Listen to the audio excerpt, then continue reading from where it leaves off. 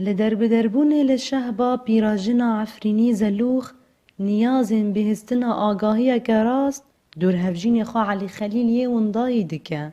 به دست پیکا ایریشا ارتشا ترک و کومن چکدار لدجی عفرینه علی 65 سالی نخواست بوجگون خو قرمیتلق به مالباتا خورا در کفه و لوردمینه کجوه چاغه ده چارانو ساوی هینه ندیاره. قذیفه وطن سر عرفین جی ام هاتن ام قوچبر بین هاتن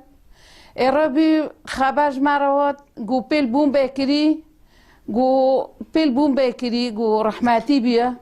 ما تعزی العرفین واکر لمولید هیمه ما تعزی واکر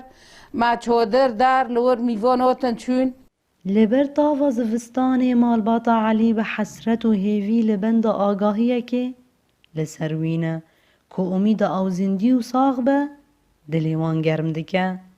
نه کس به مادیه مری نه کس به تربال وره نه کس به مادیه نه اره نانو حسیسک تنایا و بس گو ماکینوک سپی و چهار عسکر گو کرن ماکینوک سپی گو بر حدید برنه یعنی ده ایسپات لسارنا شوره هر دلاواتی گو کرن ماکینوک سپی و بر حدید برنه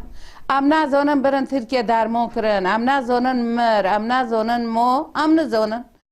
که علی خدیجه دبیجه که او لپی شو پکینه چارانو صاباو خواه